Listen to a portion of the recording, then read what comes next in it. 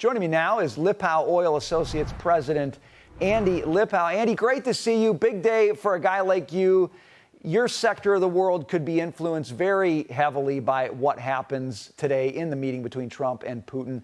What are you expecting? Well, Brian, thank you very much for having me. I think the oil market is really not expecting very much. I mean, I think their best case is perhaps a ceasefire is announced, but when you see the oil market, it's down about $1 a barrel today.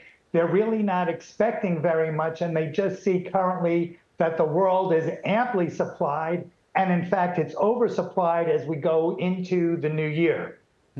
So, okay, let's talk about some scenario here. All right, I want to see success at this meeting. I don't know if the chances are high or low for that. But let's say we get something that looks like kind of a walk away from the table situation. President Trump says Putin doesn't want a deal. You know, we're effectively walking away. And now we have the sanctions conversation.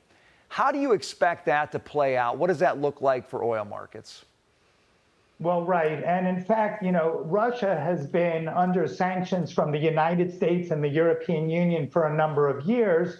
And they have still been able to sell substantial amounts of oil to China, India, Turkey, and others. And that's why you see the Trump administration really focused on India, who's buying about 2 million barrels a day of crude oil from Russia. So on the one hand, Trump is trying to balance how much oil can be taken off the market, while on the other hand, not resulting in massive increases in gasoline and diesel fuel. And he does have a few things going for him. This 2 million barrels a day of oil that India is buying that he wants to put under secondary sanctions, first of all, can be met by the recent increases in OPEC Plus's restoration of their voluntary production cuts, which amounted to 2.2 million barrels a day.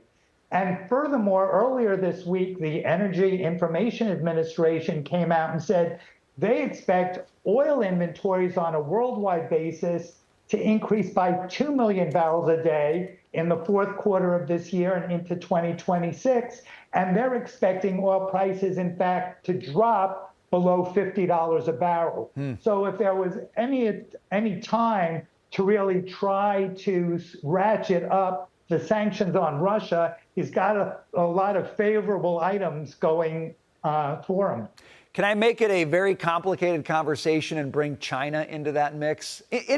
Dealing with India is one thing. Dealing with China is another. Do you see, if we get kind of nothing happens at the table, President Trump walks away, do you see something changing with China on the sanctions secondary front when it comes to Russian oil? I don't think we're going to see that because the U.S. and China has far more trade between each other than the U.S. and India does.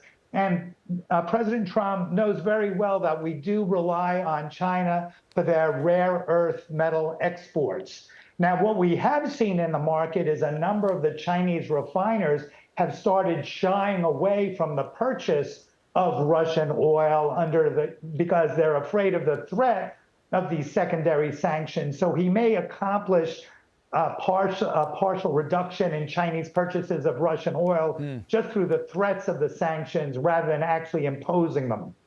Talk to me about nat gas. Okay, big deal for Europe. Depending on how things go at this meeting, you know, what could be some of the different pathways for nat gas in the days ahead? Well, you know, we have seen over the years, the European Union has reduced its dependence on Russian gas from about 45% of its supplies down to about 20%. And the good news is that the United States has made up a significant amount of that shortfall through our LNG exports off the Gulf Coast.